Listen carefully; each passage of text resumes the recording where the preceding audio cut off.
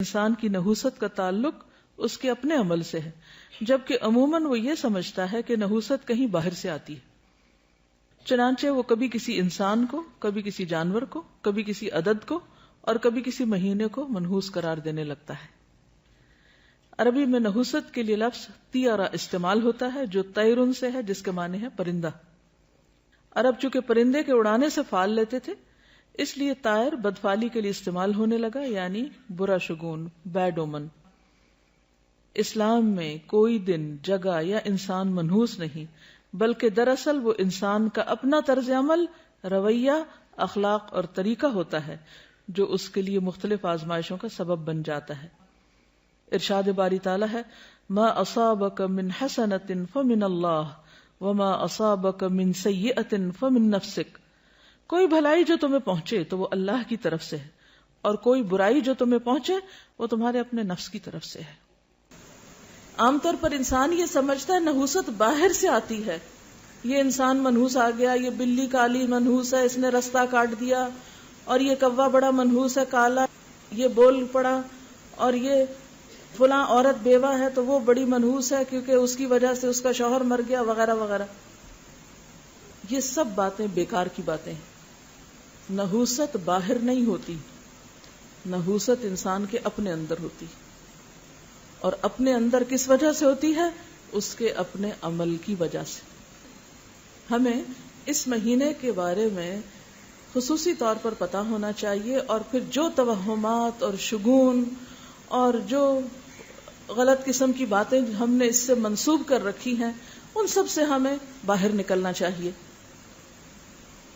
جہاں تک سفر کے مہینے میں بلاؤں کے اترنے کا تعلق ہے، تو اس قسم کی کچھ باتیں اور کچھ خیالات اہل عرب کے ہاں بھی پائے جاتے تھے، عربوں کے ہاں بھی یہ باتیں پائی جاتی تھی۔ اس کی کیا وجہ تھی؟ آپ دیکھیں نا، ٹھیک ہے ہم مان لیتے ہیں ہمارے دین میں تو کچھ نہیں بتایا گیا، لیکن آخر پھر وجہ کیا ہے؟ لوگوں نے اس کو منحوس سمجھ کیوں لیا؟ یہ بات شروع کہاں سے ہوئی؟ یہ سوال آتا نا آپ کے ذہن میں کہ کہاں سے شروع ہوا یہ سب کچھ؟ پھر اگر ہمارے دین میں نہیں ہے تو لوگوں کو یہ خیال کہاں سے آ گیا کہ ہم اس مہینے کو منحوس قرار دے دیں؟ کوئی تو بات ہوگی نا، کوئی تو وجہ ہوگی۔ تو اس کے بارے میں جو تاریخ ہمیں ملتی ہے وہ یہ کہ 3 مہینے چونکہ حرمت والے تھے، ذی-قعدہ، ذوالحج اور محرم، اہل عرب جنگ و جدل سے مکمل پرہیز کرتے تھے، الا یہ کہ وہ مہینوں کے نام بدل کر وہ نسی کا قانون کچھ جاری کر کے تبدیلی کر لیں، ادروائز یہ 3 مہینے وہ اپنے آپ کو روک کے رکھتے تھے، ہر طرف امن امان ہوتا تھا، اور وہ سفر کے انتظار میں ہوتے تھے کہ جو ہی پابندی کھلے تو ہم نکلیں اور لوٹ مار کریں۔ لہذا جب سفر کا مہینہ شروع ہوتا تو وہ لوٹ مار کے ارادے سے، جنگ و جدل کے ارادے سے، لڑائی جھگڑے کی خاطر کیا کرتے؟ اپنے گھروں سے نکل پڑتے، گھر ان کے خالی رہ جاتے۔